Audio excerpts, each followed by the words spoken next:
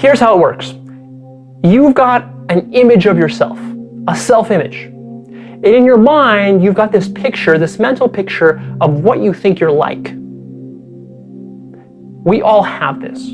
But you as a people pleaser, your self-image is very specific.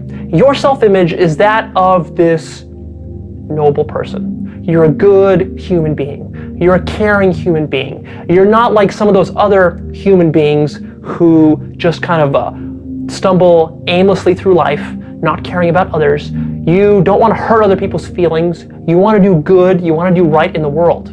And you want to be perceived as a good, kind-hearted human being. The kind of human being that you imagine yourself to be, your ideal self. You've got this ideal self. And you want this image to be reflected in the external circumstances.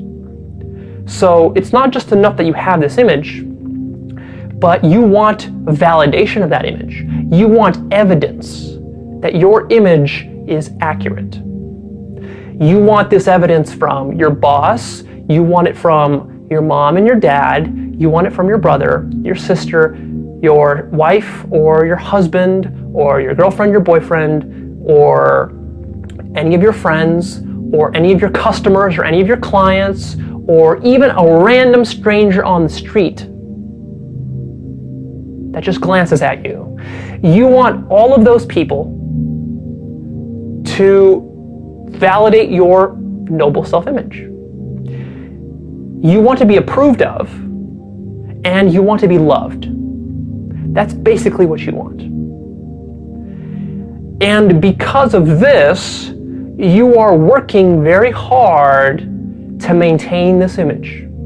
Because, as you can probably already guess, when you've got all these random and various people in your life that you're trying to please, that you want certain reactions from, that's not an easy thing to get.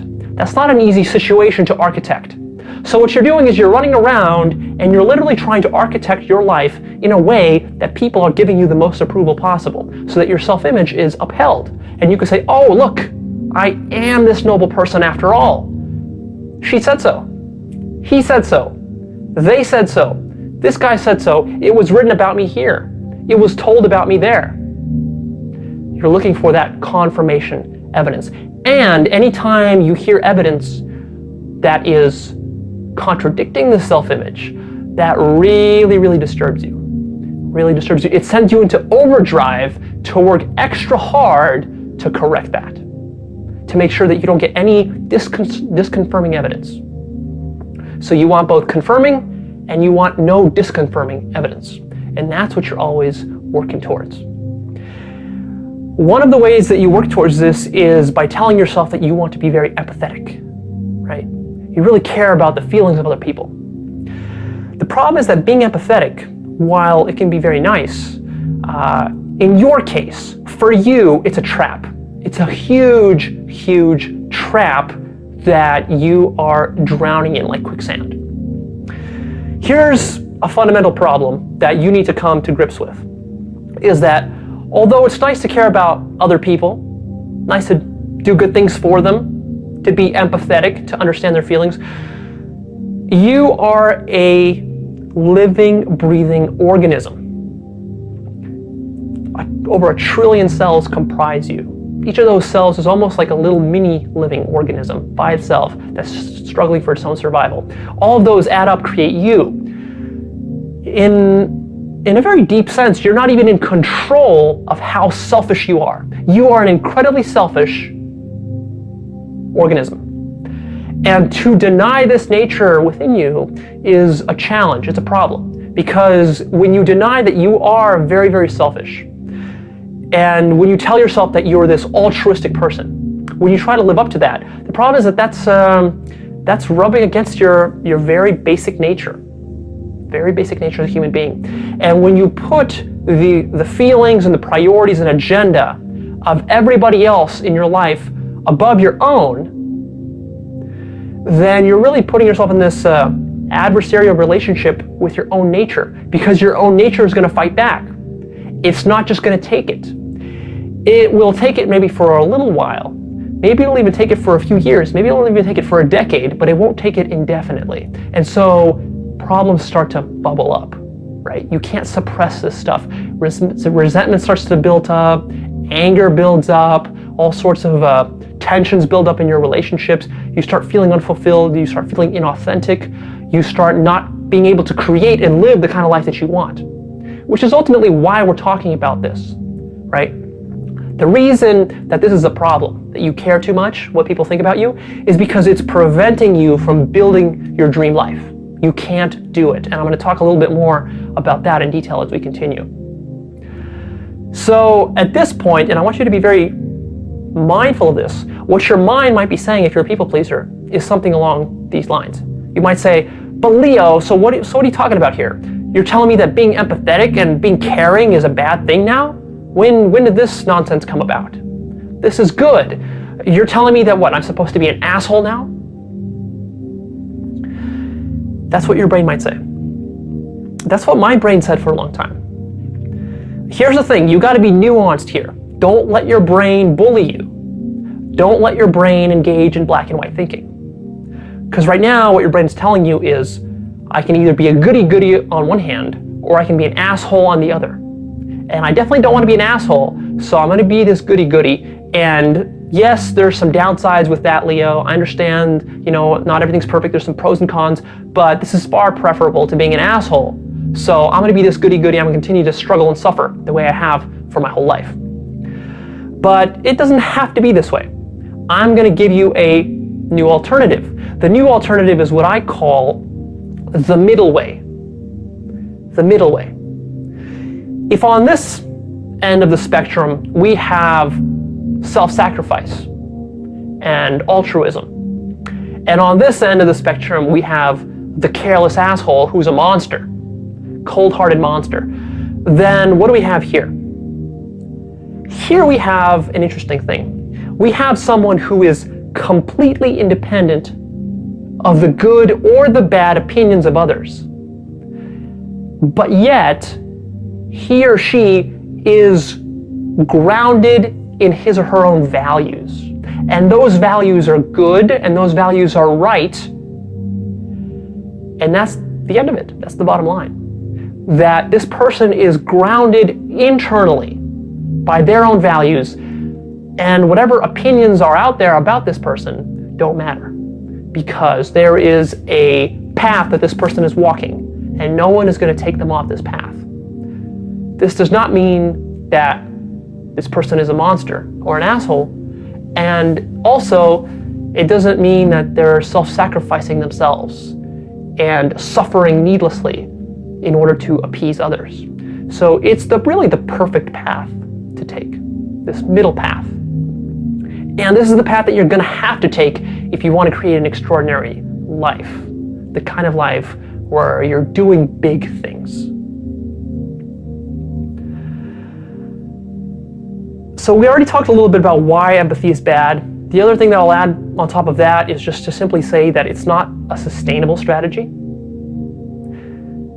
You think that you're doing the greatest good, but actually you're not doing the greatest good when you're denying your own nature, when you're denying your own agenda, when you're denying your own values. This really comes down to an issue of values. Because a person who's a people pleaser, the core problem with this is that when you're people pleasing all the time, then your own values and your own dreams, those get put off to the side. And when that happens, you're not working towards them. You can't. You're also not working on yourself. You're not able to do the personal development that's necessary in order to empower you to create those dreams. And for most people, those dreams could actually be the way that they help the world, the way that they help their family, the way they help their friends. But you're not able to do that because you're not honoring your own agenda, because what you're doing is you're constantly concerned about what other people are thinking about you. You're constantly sacrificing your own agenda for others, for the sake of others who impose themselves on you, but you never have the courage to impose yourself on them, and really you don't even want that because you judge that as being bad. So this whole strategy, you have to start to understand that this is garbage. It just doesn't work. It doesn't work. And you've been doing it your whole life. You see that it doesn't work, right? You're not accomplishing the things that you want to accomplish when you're doing this because you're too dependent on the opinions of others. Here's a paradigm shift. Here's something that could really change your thinking about this situation. An opinion, right? What somebody is thinking about you. What is that? What is it? It's a thought. It's this thought in somebody else's head. So literally ask yourself, this thought, which is, you could say, a figment of somebody else's imagination, that you're letting a figment of somebody else's imagination control your life. Think about that. When you put it starkly like this, it sounds pretty ridiculous. It's ludicrous that you would do this.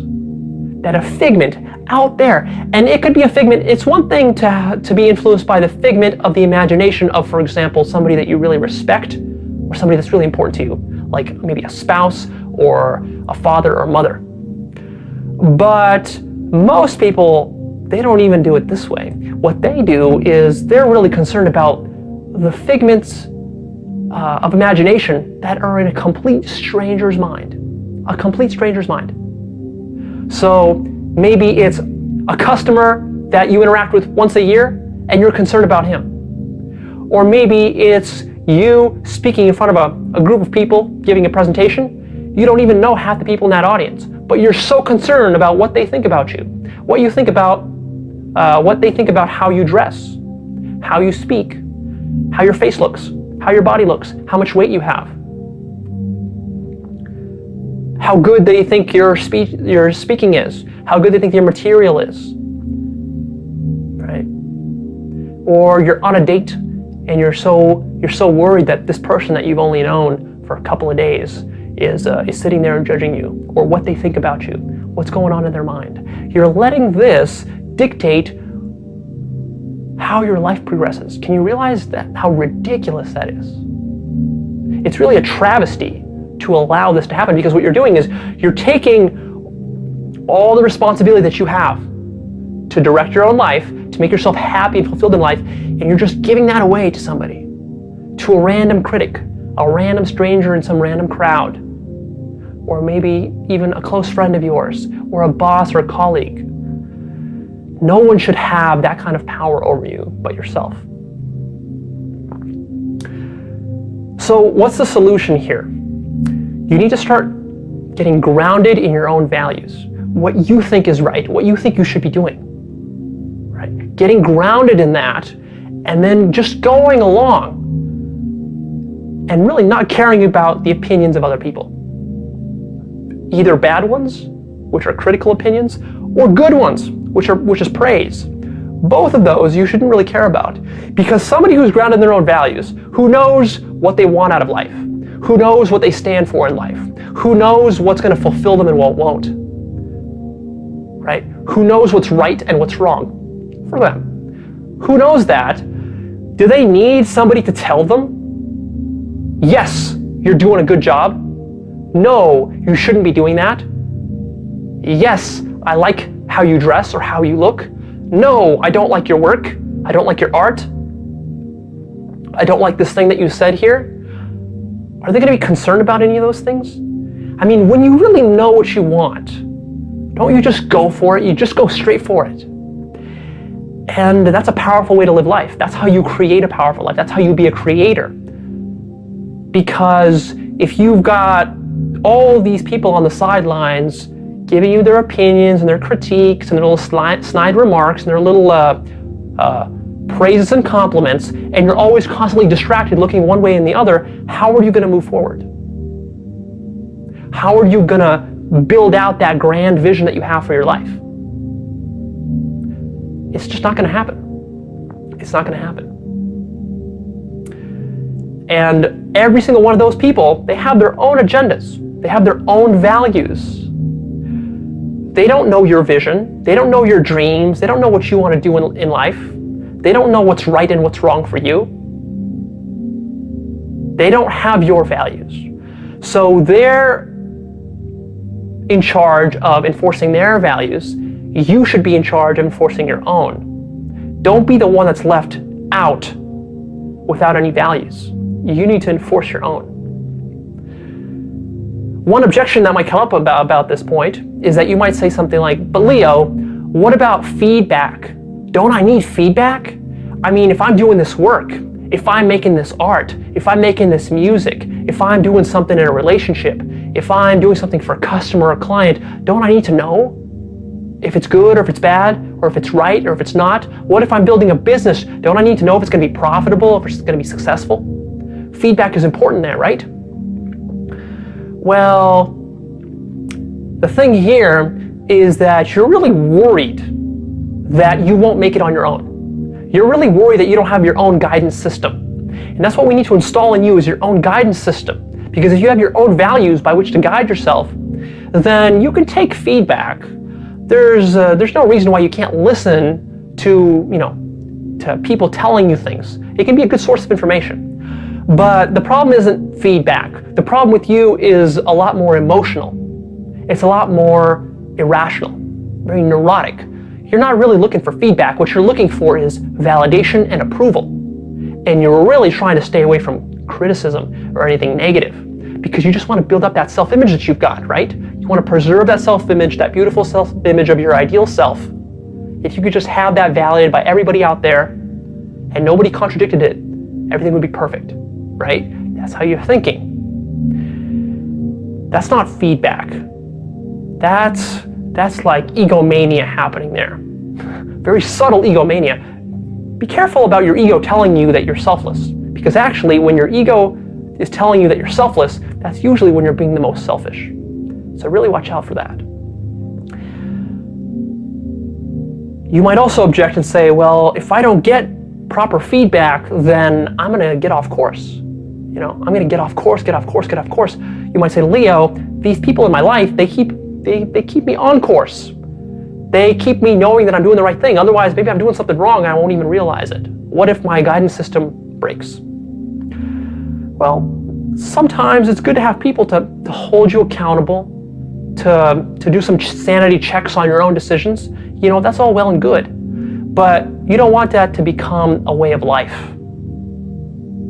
And this concern that you have that you're going to become some sort of monster, some sort of asshole, you're going to become some sort of failure in life if you don't have all this criticism coming in, or you don't have all this feedback coming in, you're not always constantly looking for opinions and approval of other people. This is nonsense.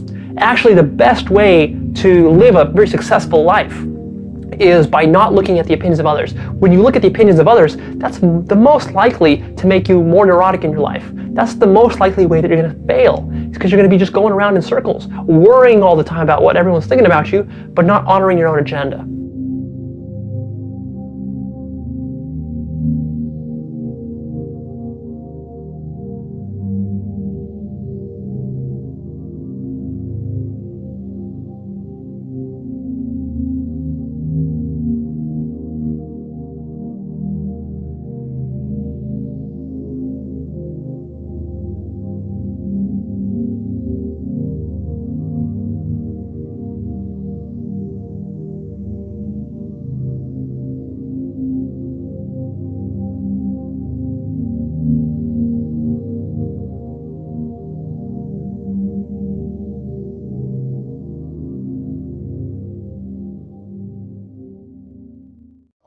Frequencies, all animal totems, elementals of fire, air, water, and earth, all divine beings of light, love, and ascension, named and unnamed, to activate the cells within my being who are your counterparts with the unified power of the One. I decree my highest good always operating in this now. I decree grace and mercy always operating in this now. I invoke, decree, and dream awake the full truth and reality of ascension in this now. I invoke and dream awake with every breath that I breathe the violet fire transmuting my whole being. I invoke and dream awake the full current of ascension in every cell of my being. I am ascended. I invoke and dream awake expanded God consciousness fully realized in me as unlimited abundance fulfilling my every need and desire. I invoke and dream awake the ending of procrastination, tiredness, blockages, obstacles, and unhealthy belief systems. I decree immediate abundance in my life. I invoke and dream awake my liberation from all karmic debt. I am infinite opulence. I invoke and dream awake my personal empowerment in every instant that anyone is impacted by my being and creations.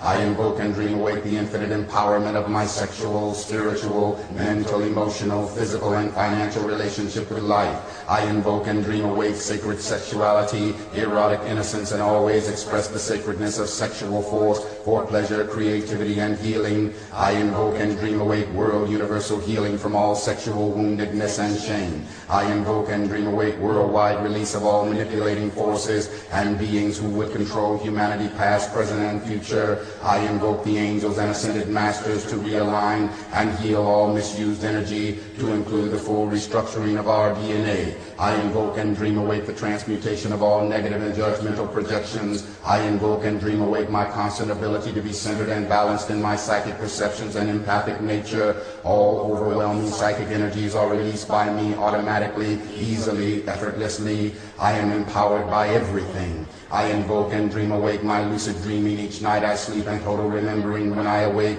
I invoke and dream awake my infinite harmony with God, Goddess I am. I invoke and dream awake the full expression of my miraculous healing power. My life is a continuous stream of miracles. I invoke and dream awake my infinite ability and willingness to receive all life's blessings. I invoke and dream awake a constant attitude of gratitude for my whole life, all my accomplishments and blessings, including the same for the universe at large. I invoke and dream awake the full blessings of God, Goddess, the ascended masters, angels, guides, and beings of light to bless this earth. I invoke and dream awake almighty decrees, invocations, and prayers I have released to the universe and open myself to God's response, support, and love in my highest good. I invoke and dream awake the release of all past, present, and future lifetimes of decrees and vows which would bind me to limitation, lack, density, and anything not of ascension in this now. I invoke and dream awake the full reclaiming of my eternal self as powerful, loving, and fully aligned in abundant God consciousness. I invoke and dream awake the total dissolving of all manipulating forces which would bind this earth plane in fear.